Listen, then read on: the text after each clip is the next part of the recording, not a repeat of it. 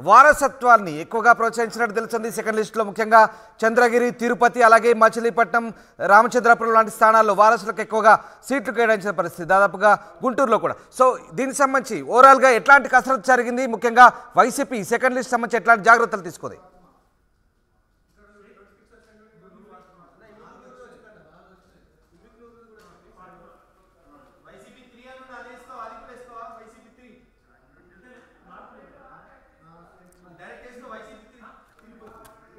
Yes Krishnamohan గారు, మీరు ఒక్కసారి అన్మ్యూట్ చేసుకోండి. రైట్.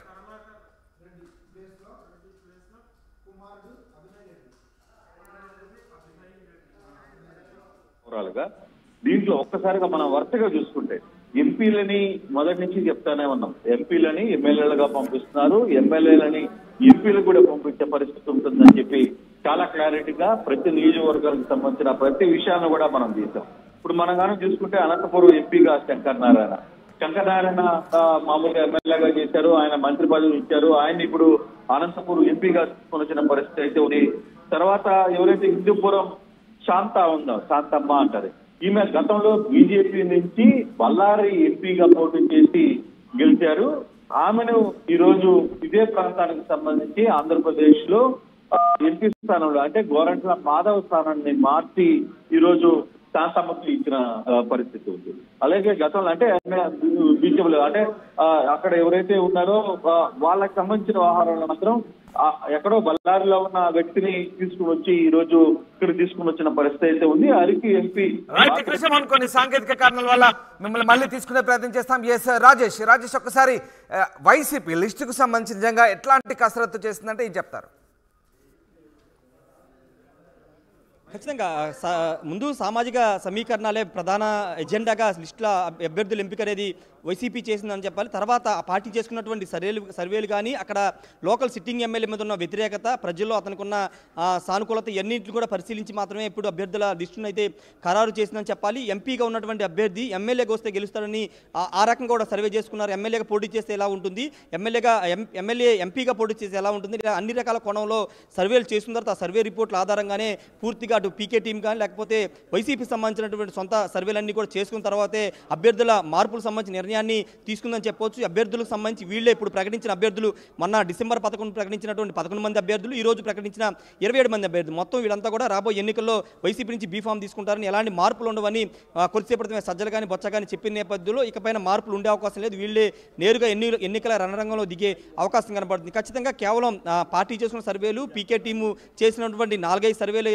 కీలకంగా చూడాలి. దాంతోపాటు సామాజిక సమీకరణాలను అది ఎప్పటి నుంచో వైసీపీ ఫాలో అవుతుంది. 2019 నుంచి కూడా ఆ ఫార్ములాను ఫాలో అవుతుంది. కానీ ఇప్పుడు కూడా అభ్యర్థుల ఎంపిక సంబంధించి కూడా అదే ఫార్ములాను తీసుకుంది. ఇక్కడ ఇంకొక ముఖ్యమైన విషయం ఏంటంటే సిట్టింగులు, చాలామంది సిట్టింగులకి ఇప్పుడు స్థానం లేదని చెప్పాలి. దాంట్లో ప్రధానంగా విజయవాడ సెంట్రల్ సంబంధించినటువంటి మల్లాది విష్ణుకి స్థానం లేదు. ఆయన స్థానంలో వెల్లంపల్లి శ్రీనివాస్ తీసుకొచ్చారు. అదేవిధంగా మరికొన్ని నియోజకవర్గాలకు సంబంధించి వాటిలో కూడా స్థానం లేదని చెప్పాలి. ఇన్ఛార్జీలు కొంతమంది ఉన్నప్పటికీ వాళ్ళ స్థానంలో వేరే అభ్యర్థిని తీసుకొచ్చిన నేపథ్యంలో ఇప్పుడు అక్కడ ఎలాంటి అసంతృప్తి సెగలు వస్తాయో చూడాల్సిన అవసరం కనబడుతుంది. ఎందుకంటే 11 మంది లిస్టులు మార్చిన తర్వాతే భారీ స్థాయిలో వైసీపీలో కుదిపొచ్చింది. ఇప్పుడు ఏకంగా 27 మంది అభ్యర్థులు మార్చిన నేపథ్యంలో ఖచ్చితంగా అసంతృప్తి సెగలు బయటకు వచ్చే అవకాశం కనబడుతుంది. ఇప్పటికే వైఎస్ షర్మిలతో టచ్లోకి వెళ్ళిపోయారు. ఎవరైతే సీట్ రాని వాళ్ళు ఎవరున్నారో, ఎవరైతే టికెట్ ఆశించి భంగపడిన వాళ్ళు ఉన్నారో వాళ్ళంతా కూడా వైఎస్ షర్మిల వైపు చూస్తున్నారు. ఆమె ఆంధ్రప్రదేశ్ కాంగ్రెస్ పార్టీ అధ్యక్షురాలకు వస్తే ఆ కాంగ్రెస్ పార్టీ తీర్థం పుచ్చుకోవడం సిద్ధంగా ఉన్నారనే ప్రచారం జరుగుతున్న నేపథ్యంలో ఇప్పుడు 27 స్థానాల్లో అభ్యర్థులు మార్పులు సంబంధించినటువంటి చేసిన నేపథ్యంలో అక్కడ ఉన్నటువంటి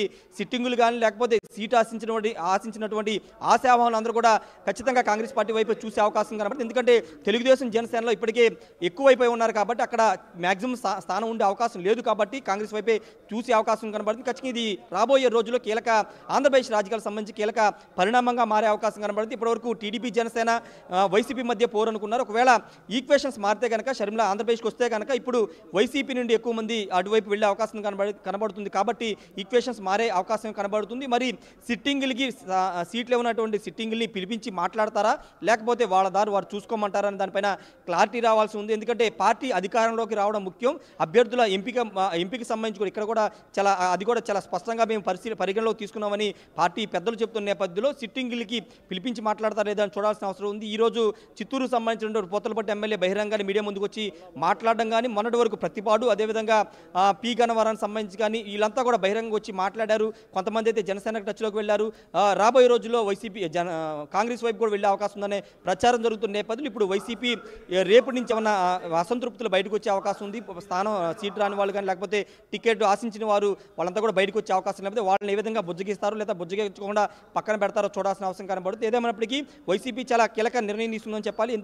ఎన్నికలకి 3 నెలల ముందే ఇంకా షెడ్యూల్ రాకముందే షెడ్యూల్కి ఒక నెల 15 రోజుల ముందే అభ్యర్థులు ప్రకటించగలదు మార్పులు చేర్పులు చేస్తూ కొంత కీలక నిర్ణయం తీసుకుంది. వాస్తవంగా 31 లోపే అభ్యర్థుల లిస్టు ప్రకటించాలని భావించింది. కానీ కొన్ని కసరత్తు పూర్తి కాని నేపథ్యంలో కొంత ఆలస్యమైంది. నిన్న నుంచి ప్రారంభమైనటువంటి పెన్షన్ల పంపిణీకి సంబంధించి ఈ నెలలో జరగబోతున్నటువంటి ఆసరా చేయూత కార్యక్రమాల్లో కొత్త అభ్యర్థుల్ని ఇన్వాల్వ్ చేసి ప్రజల్లోకి పంపించాలని భావించింది. కానీ కొంత కసరత్తు ఆలస్యం అవడంతో ఈరోజు 27 మంది అభ్యర్థుల లిస్టు ప్రకటించారు. ఇంకొక ముఖ్యమైన విషయం ఏంటంటే ఎంపీలుగా మార్చినటువంటి ఎమ్మెల్యేలని ఎంపీలుగా మార్చినటువంటి అభ్యర్థులకు సంబంధించి ఏ రకంగా కసరత్తు చేశారని దానిపైన క్లారిటీ రావాల్సిన అవసరం అయితే కనబడుతుంది. అక్కడ కేవలం సామాజిక సమీకరణాలు పరిగణన తీసుకున్నారా లేకపోతే సర్వేల ఆధారంగానే ఎమ్మెల్యేలని ఎంపీ అభ్యర్థులుగా మార్చారని దానిపైన క్లారిటీ అయితే రావాల్సి ఉంది. ఏదేమైనా ప్రస్తుతం అయితే ఈ 27 మంది అభ్యర్థుల మార్పులకు సంబంధించినటువంటి రియాక్షన్స్ అనేవి ఏ విధంగా ఉంటాయో చూడాల్సిన అవసరం అయితే కనబడుతుంది. రామదాస్ రైట్. అలాగే ముఖ్యంగా వారసత్వానికి సంబంధించి చాలా చోట్ల చంద్రగిరి కావచ్చు, తిరుపతి కావచ్చు, అలాగే పేర్ని నానికి సంబంధించి మచిలీపట్నం కావచ్చు, ఇంకా కొన్ని ప్రాంతాల్లో వారసులకు